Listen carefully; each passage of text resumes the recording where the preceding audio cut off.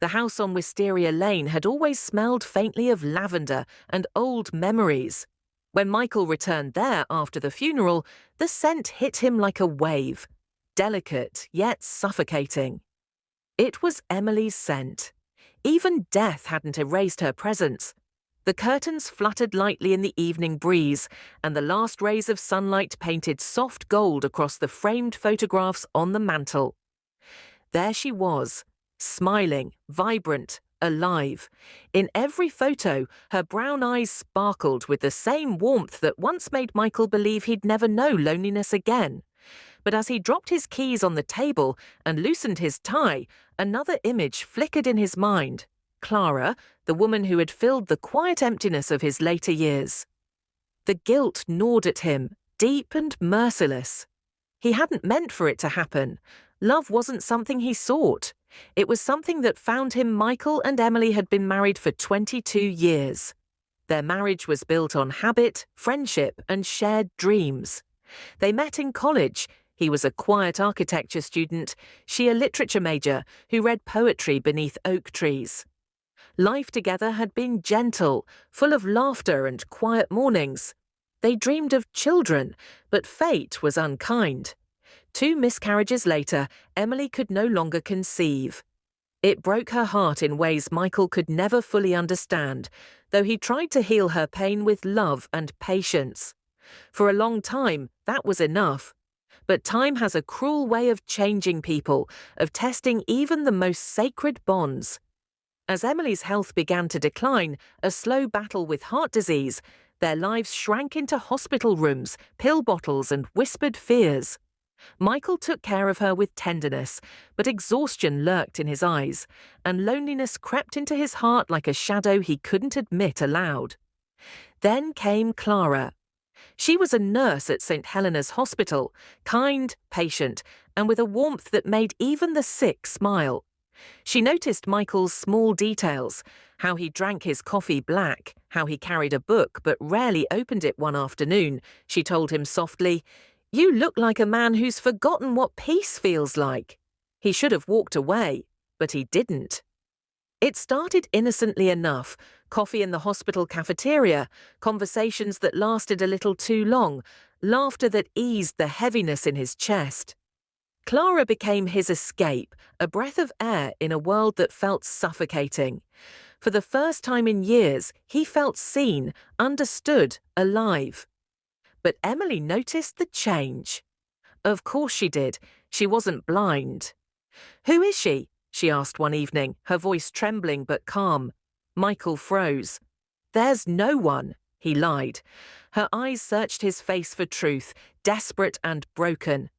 "Don't do this to me, Michael," she whispered. "Not now, not when I'm already losing my life." He wanted to tell her everything, to confess, to beg for forgiveness.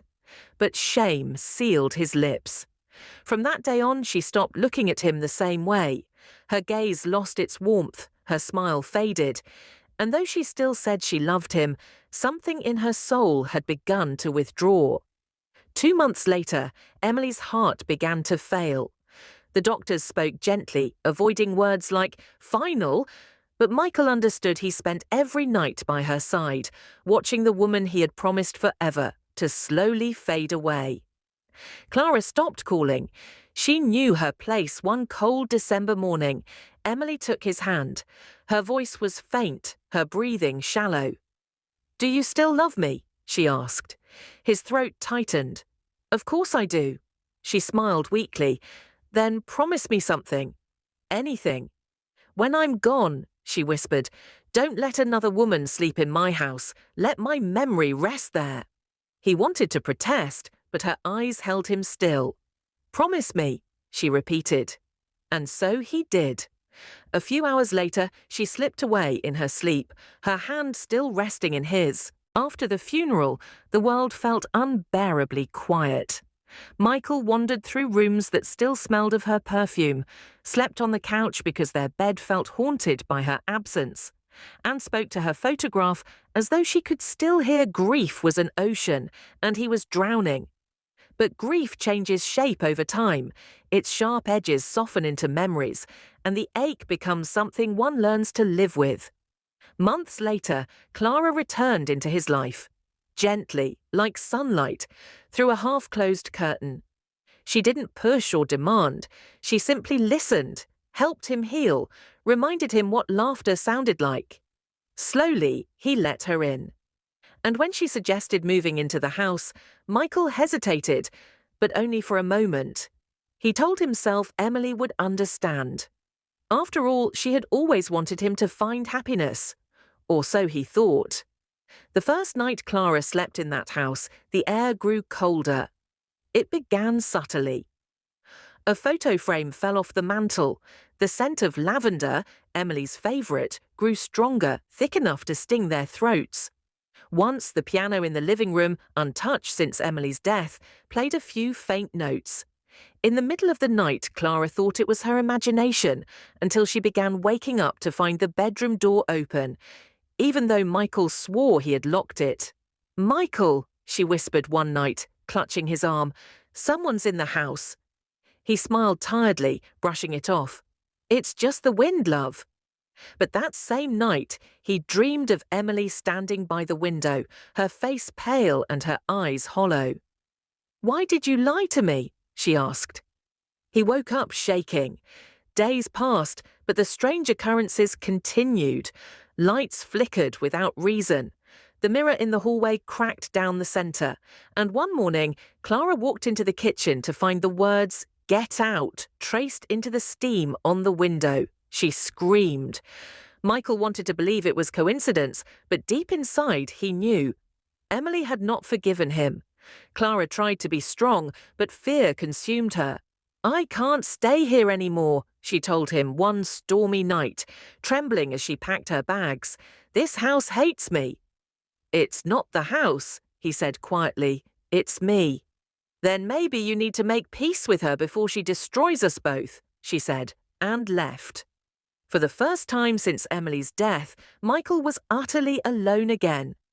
The silence pressed against him, heavy and watchful. That night, he walked through the darkened house, calling out her name. "Emily, please, I'm sorry. If you're still here, I need to make it right." The air grew colder. The lights flickered. And then he saw her, standing by the window in her white nightgown, just as he had dreamed. Her eyes, once gentle, were filled with sorrow and betrayal. "You broke your promise," she whispered. "I was lonely," he cried. "You left me." Her voice echoed, distant and sharp. "You left me first." He fell to his knees, tears streaming down his face. "I loved you, Emily. I still do." For a moment, her expression softened. Then she vanished. The room fell silent and dark. When the lights came back, everything was still. Days turned into weeks. Clara didn't return his calls. Michael stopped trying. He spent his days in quiet reflection, sleeping in Emily's old room, surrounded by her books and her perfume. One evening, while cleaning her nightstand, he found a hidden compartment beneath the drawer. Inside was a small leather-bound diary. With trembling hands, he opened it. Her handwriting covered the pages, delicate, graceful. "I know about Clara," one entry read. "I know he doesn't mean to hurt me. Love is not about possession.